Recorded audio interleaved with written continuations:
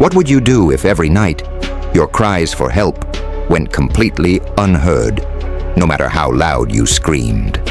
What if you found yourself trapped in a nightmare day after day, where your cries for help went unheard? For an entire year, I lived this torment, waking each morning with the echoes of my silent screams ringing in my ears.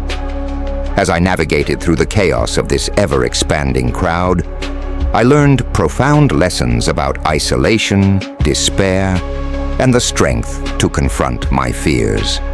But what happens when the walls of silence become too suffocating?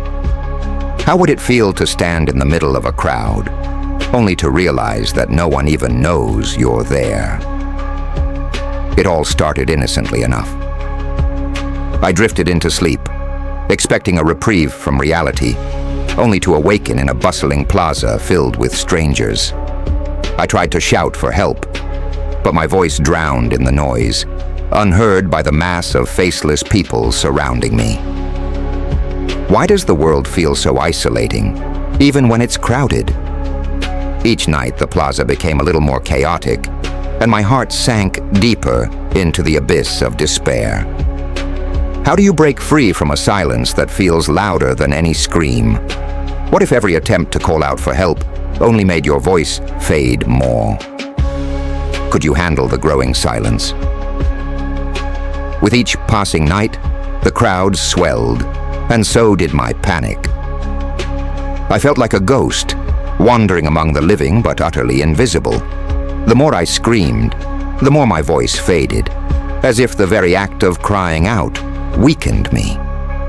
Why do we often feel invisible in our struggles, even when surrounded by others? Each evening, I confronted the crushing weight of loneliness and desperation, and I began to realize that the crowd wasn't just outside. It was also inside me, a manifestation of my own fears and insecurities. How do we confront the shadows that lurk within us? Have you ever felt trapped inside your own mind, where no one can hear your screams, not even yourself? As the days turned into weeks, I started to understand the true nature of my silent scream. This dream was more than just a nightmarish loop. It was a reflection of my life. I had been suppressing my emotions, burying my fears, and allowing the pressures of the world to silence my true self. Why do we let fear dictate our voices? In this crowded nightmare, I began to search for ways to reclaim my voice. I questioned everything: my choices, my relationships, my very existence. What if the path to liberation lies in facing our fears head-on? What would happen if, instead of screaming, you embraced the silence? Could that be the key to escaping? On the final night of my year-long ordeal, I stood in the center of the plaza, heart racing and throat raw from screaming.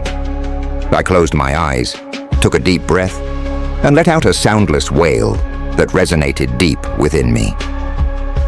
In that moment, something shifted. The crowd began to dissipate, their faces fading into the ether as I embraced the truth of my emotions. How could the act of surrendering my fear bring me strength? I realized that the power to break free from my silence lay within me all along. What if the only way to find your voice was to confront the silence within yourself? Would you be brave enough?